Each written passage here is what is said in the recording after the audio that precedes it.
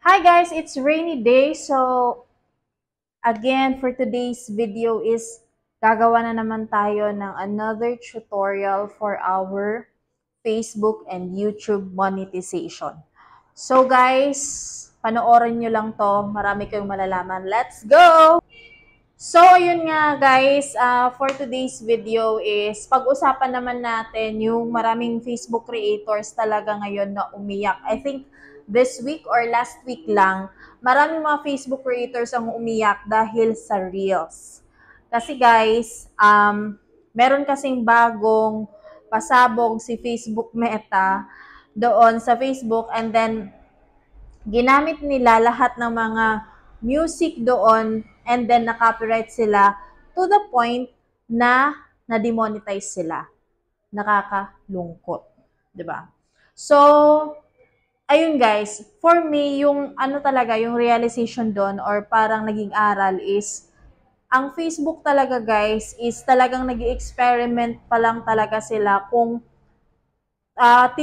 tinitingnan nila kung i-pair up nila si YouTube at saka si Facebook. Parang ano ba talaga yung i-design ba nila ng content na parang magmo-monetize si YouTube or si Facebook pala.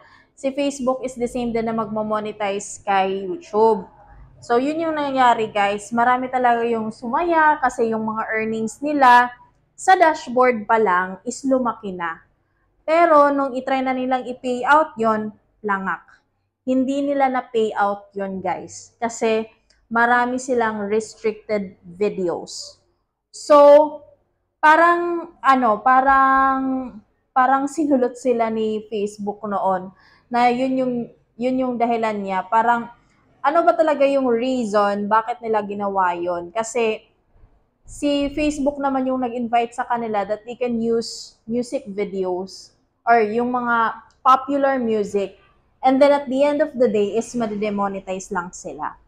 So nakakaano yun, syempre nakaka-disappoint kasi you tend to do a lot of effort para sa mga videos nila, tapos yun, hindi pala nila na-encash. So marami yung mga content creators na as in million, parang up to million na yung parang dapat i-encash nila or i-payout nila sa Facebook, pero hindi siya natuloy kasi restricted yung mga accounts nila.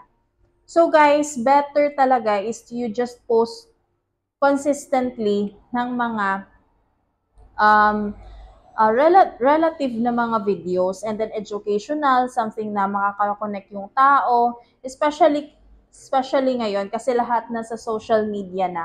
So lahat pinopost, lahat rinarant dito na sa Facebook. Pero guys, as a content creator, I would suggest na maging positive tayo sa ating mga contents. Kasi mas maganda kasi guys na positive yung mga sinishare natin kasi may mga returning viewers tayo, and then makikita kanila na yung mga contents mo are positive, so babalik sila as mag-view, and then babayaran ka talaga ni Facebook. So yun talaga guys, parang nakita ko na yung cycle ni Facebook at saka ni YouTube. For me, kung i-choose natin kung YouTube or si Facebook, I would rather choose YouTube. Kasi si YouTube, kahit mahirap siyang i-reach yung mga monetization policies niya or yung mga requirements niya, pero pag ma-monetize ka naman talaga is, ano naman, parang worth it naman. Kasi babayaran ka talaga niya ng deserve mo. But sa Facebook talaga guys, is I think more on marketing siya, more kung gusto mong makilala, and then gusto mong sumikat, yon, pwede ka sa Facebook. Gusto mong magkaroon ng pangalan, so yon. So, marami talaga guys ways, pero ako guys, I am a believer na dapat sa YouTube ka mag-post ng mga videos mo kasi much better doon. Pero wag mo namang iwan din yung Facebook mo. I think sa Facebook din naman is mas maganda talaga is for socialization lang talaga siya.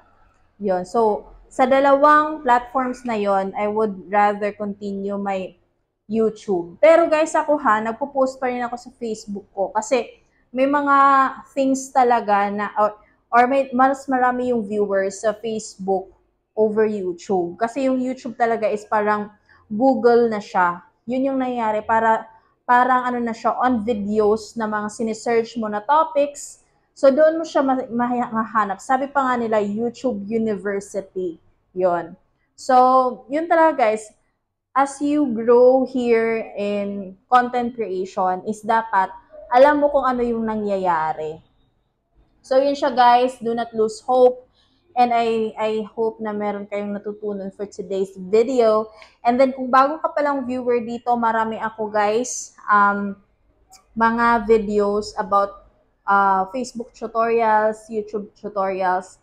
Kasi yun naman talaga yung ginagawa ko guys. And then, I am happy doing this. Yun siya. And don't forget to subscribe, like, subscribe, and share this so that marami pa rin mga YouTube creators ang they will tend to understand ano ba yung pinasukan nila. 'Di ba? So yun siya guys. Goodbye for now.